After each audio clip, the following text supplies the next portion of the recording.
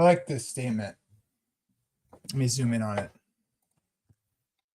People who think they can just dismiss Adventist theology. So it's often been said that Adventists believe in a completed, uncompleted atonement. What does that mean? Well, let me explain. Here's the question. Somebody asked the question, what does it mean to recognize that Christ's atonement, making reparations, reconciliation for sin, is it completed? Because we say it's completed on the cross, but it needs to be completed in another way. And by the way, it's 100% the work of Christ, which includes what was typed in the other goat that's sent into the wilderness, which does represent Satan and sin being banished from God's creation. But here's what some of the better scholars say. The cross of Jesus is a unique, non-repeatable, unparalleled, and all-powerful event that lies at the heart of Seventh-day Adventist theology.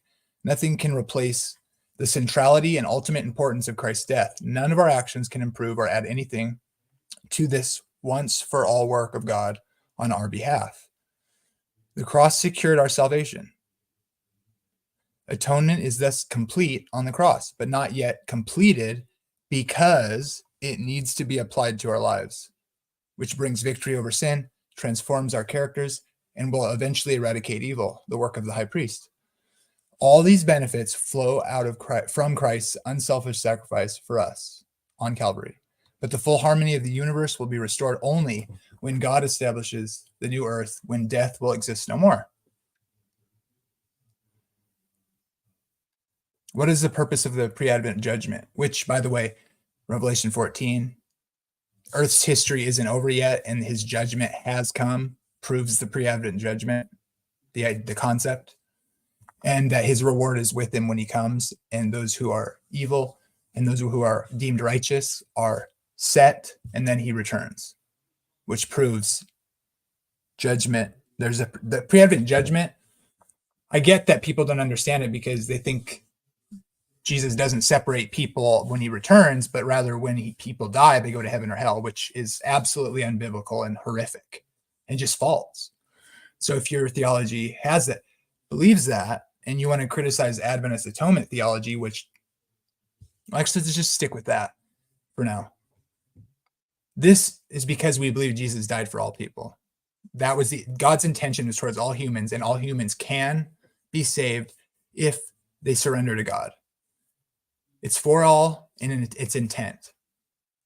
That being the case, this theology makes it so that it doesn't truncate salvation to justification being necessarily permanent. The reality is, through the justification of the cross, God's work through the Spirit in us flows from that justification if we surrender to God. And I am persuaded that he is able to keep that which I have entrusted to him unto that day. So notice this phrase here. You can't add to it. And by the way, I grew up hearing it is finished in church. Tetelestai. People preach that in the Adventist church. I would also recommend before critiquing Adventists, you listen to Adventists or talk to Adventists about what they believe, rather than telling them what they believe or getting your information from people who are critics without consulting someone who actually is an Adventist. Adventists are pretty good about listening to other Christians. Let me ask you, critic out there listening, do you really listen to what Adventists say ever? Ever? Why do I know what your church teaches, but you don't know what mine does? It's really disappointing.